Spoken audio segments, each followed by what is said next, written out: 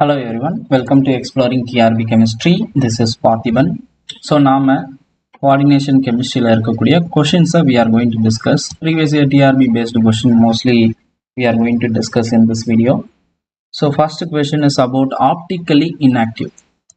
So, எது ஒரு 4 example கொடுத்துருக்காங்க. அதில் optically inactive எது இருக்கும் அப்படின்றத நாம ஐடென்டிஃபை பண்ணோம் from the following. So option A வந்து பாத்தீங்கன்னா we have a CO, En thrice, Cl3. So இதுல option B வந்து Cr, OX. இதுல நம்ம அந்த டேப்லெட் காலம் கொடுத்தோம் இல்லைங்களா, டேப்லெட் காலத்துக்கு MAA thrice அதெல்லாம் பேஸ் பண்ணி ஈஸியாக ஐடென்டிஃபை பண்ணிக்கலாம். ஸோ இருந்தாலும் we will see one by one. சிஸ்ல ரோடியம் காம்ப்ளெக்ஸ் கொடுத்துருக்காங்க, Cl2 ethylene diamine. So plus அடுத்து இதே சிஸ்ல இதே கோஆர்டினேஷன் காம்ப்ளெக்ஸ் எடுத்து ட்ரான்ஸ் கொடுத்துருக்காங்க, ரோடியம் RH En. ஸோ இதில் எடுத்த உடனே நம்ம எப்படி ஐடென்டிஃபை பண்ணலாம்னா MAA thrice optically active. So அது நமக்கு நல்லா தெரியும். இதனால MAA thrice அப்படின்னு வரும்போது we have octahedral. ஏன்னா AA thriceன்னும் போது bidentate லிகாண்ட். ஸோ இது ஒரு சைடு இந்த மாதிரி ஒரு லிங்க் ஃபார்ம் பண்ணும், இங்கே ஒரு கீலேட்டு, இங்கே ஒரு கீலேட். ஸோ இதை நீங்கள் ஓவரால் பார்க்கும்போது இது ஆக்டாஹெட்ரல் ஷேப்பு. நீங்கள் எந்த ஆங்கிளில் நீங்கள் கட் பண்ணிங்கனாலும் என்ன ஆகாது அப்படின்னா பிளேன் ஆஃப் சிமெட்ரி இருக்காது. ஸோ இது ஆப்டிக்கலி ஆக்டிவ் தான். So option A as well as option B MAA thrice ஃபார்மெட்டில் இருக்குது. அதனால் ரெண்டுமே ஆப்டிக்கலி ஆக்டிவ் தான். ஸோ இங்கே பார்த்தீங்கன்னா ரோடியம் காம்ப்ளெக்ஸ் கொடுத்துருக்காங்க, சிஸ் ட்ரான்ஸ். யூஸ்வலாக நம்ம நிறைய எக்ஸாம்பிள்ஸில் பார்த்த வரைக்கும் சிஸ் ட்ரான்ஸில் பார்த்தீங்கன்னா சிஸ் ஆப்டிக்கலி ஆக்டிவாக இருக்கும், ட்ரான்ஸ் ஆப்டிக்கலி இன்ஆக்டிவாக இருக்கும். இது ட்ரான்ஸ்ஃபார்மெண்ட் வரைஞ்சி பார்க்கலாம். வேணா ரோடியம் எடுத்துக்கிறோம், RH Cl2 En அப்படின்னு கொடுத்துருக்குறாங்க. சாரி, En twice இது. ஸோ En twice அப்படின்னும் போது இது பைடென்டேட் லிகாண்ட், 4 கோஆர்டினேஷன் நம்பர். இங்கே ஒரு 2 மோனோடென்டேட் இருக்குது. ஸோ 2 + 4 கோஆர்டினேஷன் நம்பர் 6, ஆக்டாஹெட்ரல் தான். இதுவும் coordination number 6, that is 2 + 4 coordination number 6, octahedral தான் வரும். ஸோ ஆக்டாஹெட்ரல் ஷேப் வரைஞ்சோன்னு வச்சுக்கோங்க. ட்ரான்ஸ் அப்படின்னா என்னது, இந்த குளோரின் ட்ரான்ஸ்ல இருக்கும். ஸோ குளோரின் குளோரின், இந்த பக்கம் ஒரு எத்திலின் டையமின் கீலேட் ஃபார்ம் பண்ணும், இந்த பக்கம் ஒரு எத்திலின் டையமின் கீலேட் ஃபார்ம் பண்ணும். ஸோ இந்த இடத்துல நீங்கள் இப்படி கட் பண்ணாலும் we have plane of symmetry, இப்படி கட் பண்ணாலும் இந்த சைடும் பார்க்கும்போது கட் பண்ணும்போது வாட் வி கேன் do, இது ரெண்டும் ஒன்றுக்கு ஒன்று பிளேன் ஆஃப் சிமெட்ரியாக இருக்குது. ஸோ இந்த காம்ப்ளெக்ஸு ட்ரான்ஸ் ஸ்டேட்டில் ஆப்டிக்கலி இன்ஆக்டிவாக இருக்குது. So this is what the optically inactive, that is the right answer. So optically active அப்படின்னு பார்க்கும்போது மேக்ஸிமம் சிஸ் ஆப்டிக்கலி ஆக்டிவாக இருக்கும். பட் கன்ஃபியூஷன் வந்தது அப்படின்னா இந்த மாதிரி வரைஞ்சி பார்த்துறது பெட்டர். இப்போ கொஷின் நம்பர் 2. கொஷின் நம்பர் 2ல pick out the decreasing order. So ஒரு 4 அயான்ஸ் கொடுத்துட்டு 3 அயான்ஸ் கொடுத்துட்டு decreasing order of complex stability. So complex எப்படி ஸ்டேபிளாக இருக்கும் அப்படின்ற பேசிஸில் டிக்ரீசிங் ஆர்டர் அரேஞ்ச் பண்ண சொல்லி ஒரு 4 எக்ஸாம்பிள் கொடுத்துருக்காங்க. அகைன் ஆப்ஷன் ஏ பார்த்தீங்கன்னா பொட்டாசியம், ஸ்ட்ரான்சியம் 2+, அடுத்து கொடுத்துருக்காங்க லாந்தனம் 3+. ஸோ இது ஆல்ரெடி டிஸ்கஸ் பண்ண கான்செப்டை அதை அப்படியே டைரெக்டாக அப்ளை பண்ணி நம்ம எழுதிட போகிறோம். இது நமக்கு அந்த கோஆர்டினேஷன் காம்பவுண்டில் யூனிட் 2ல லாஸ்ட் லைனை பேஸ் பண்ண கொஷின். லாஸ்ட் லைன் என்ன கொடுத்துருக்குறாங்க, டிஃப்ரெண்ட் மெட்டலோட stability with respect to different oxidation state அப்படின்ற மாதிரி லைன் கொடுத்துருப்பாங்க. ஸோ அந்த கான்செப்டை இங்கே அப்ளை பண்ண போகிறோம். This is nature. நம்ம இதை எந்த டாப்பிக்கில் டிஸ்கஸ் பண்ணியிருக்கோம்னா stability of complexes based on nature of metal ion, nature of லிகாண்ட்ஸ்னு ஒரு டிஸ்கஷன் பண்ணியிருக்கோம்.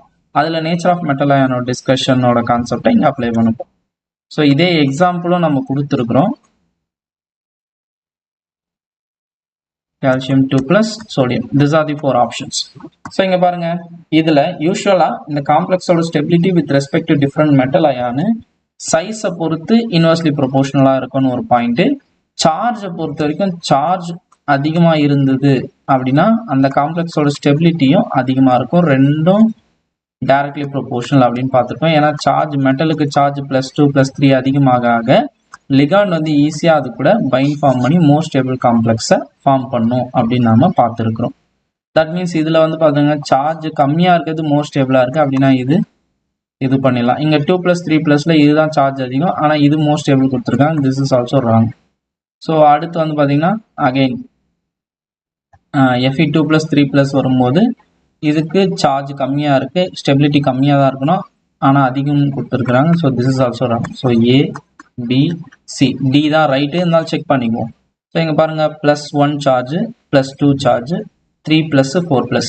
ஸோ சார்ஜ் இந்த ஆர்டரில் இன்க்ரீஸ் ஆகிருக்கு, இந்த ஆர்டர் இன்க்ரீஸிங் ஆர்டர், ஸோ இந்த ஆர்டர் டிக்ரீஸிங் ஆர்டர். ஸோ இந்த ஆர்டர் வந்து கரெக்டான ஆர்டர். ஸோ காம்ப்ளெக்ஸ் ஸ்டெபிலிட்டியை பொறுத்த வரைக்கும் charge and stability is directly proportional. அதை வச்சு நம்ம என்ன பண்ணலாம், ஈஸியாக identify, to some extent we can easily identify. Ionization isomerism next question வந்து பார்த்தீங்கன்னா அயனைசேஷன் ஐசோமரிசத்தை ஐடென்டிஃபை பண்ண சொல்லியிருக்கிறாங்க. ஒரு 4 எக்ஸாம்பிள் கொடுத்துருக்காங்க again. So we have to identify ionization isomerism. So option ஏ வந்து பார்த்தீங்கன்னா CONS3 twice, NS3 5 times NO2. இது ஒரு எக்ஸாம்பிள். along with that அதனுடைய ஐசோமரிசம் வந்து CONH3 5 ONO அப்படின்னு கொடுத்துருக்காங்க. இது என்ன ஐசோமரிசம் சொல்லுங்க பார்க்கலாம். இது ஐசோமரிசம் அப்படின்னு பார்க்கும்போது this is a linkage isomerism. ஏன்னா ONO NO2 அப்படின்னு கொடுத்துருக்காங்க. ஸோ இந்த ஐசோமரிசம் நமக்கு ஆப்ஷன்லேயே வரப்போகுது இல்லை. அடுத்த ஆப்ஷன் பி அப்படின்னு பார்த்தீங்கன்னா so this is a linkage isomerism but the question is ionization isomerism. So 4 example pairs of isomers கொடுத்துருக்காங்க.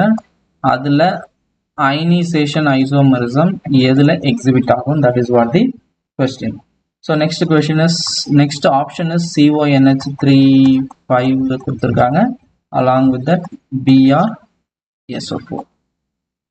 ஸோ இது கூட எக்ஸாம்பிள் என்ன, இன்னொரு ஐசோமர் என்ன கொடுத்துருக்காங்கன்னா CONS3 5 SO4 Br. ஸோ இந்த அயனைசேஷன் ஐசோமரிசம்னா 2 காம்ப்ளெக்ஸை நம்ம சொல்யூஷனில் போடும்போது 2 டிஃப்ரெண்ட் அயான்ஸை சொல்யூஷனில் கொடுத்தது வாட்டரில் கொடுத்துனா தென் we can call it as ionization isomers. So இது வந்து SO4 2- வாட்டரில் டிசால்வ் ஆகாமல் கொடுக்கும். இந்த எக்ஸாம்பிள் வந்து Br- கொடுக்கும். 2 டிஃப்ரெண்ட் அயான்ஸை கொடுக்குது. So definitely this could be ionisation isomerism. மீதி 2 ஆப்ஷன்ஸும் வந்து எழுதிடலாம். தென் we can confirm it. So அடுத்த எக்ஸாம்பிள் வந்து பார்த்தீங்கன்னா ஒரு CONS36 along with that கூட என்ன கொடுத்துருக்குறாங்கன்னா CrCN6.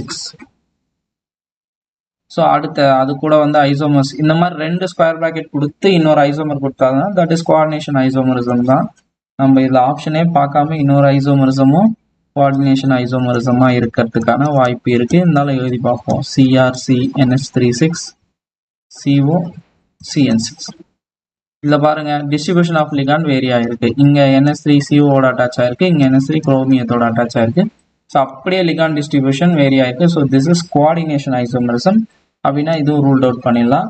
Option D is about இன்னொரு கோஆர்டினேஷன் ஐசோமரிசம் தான் கொடுத்துருக்காங்க. Platinum NH3 4 along with that PT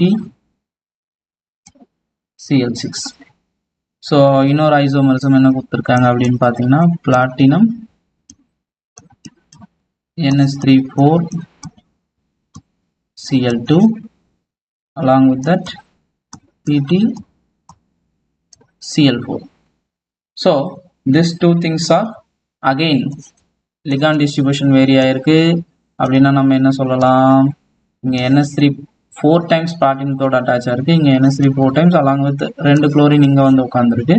so first platinum cationic காம்ப்ளெக்ஸில் இருக்கிற பிளாட்டினம் கூட இங்கே 4 times NH3, இங்கே NH3 4 times along with Cl2, இங்கே பிளாட்டினம் Cl4 ஆனியானிக் காம்ப்ளெக்ஸ், இங்கே மைனஸ் இங்கே ப்ளஸ், இங்கே மைனஸ் இங்கே ப்ளஸ். ஸோ ஆப்ஷன் டியும் ராங்கு, ஆப்ஷன் சியும் ராங்கு. ஆப்ஷன் பி இஸ், இதெல்லாம் ரொம்ப சிம்பிள் தான், பட் இருந்தாலும் சிம்பிளில் தானே நம்ம நிறைய மிஸ்டேக் பண்ணுறதுக்கான பாசிபிலிட்டிஸ் இருக்குது. ஸோ அதனால் எதுவுமே வந்து we should not underestimate. சிம்பிளாக வரக்கூடிய கொஷின்ஸில் ஃபுல் மார்க் எடுக்கிறது தான் நம்முடைய குறைந்தபட்ச இலக்காக இருக்கணும். Then only we can easily deal with the tough part of the questions. So next one வந்து பார்த்தீங்கன்னா ஸ்கொயர் பிளானார் காம்ப்ளெக்ஸஸ் கொடுத்துருக்காங்க. ஸ்கொயர் பிளானார் காம்ப்ளெக்ஸஸில் என்ன கொடுத்துருக்காங்கன்னா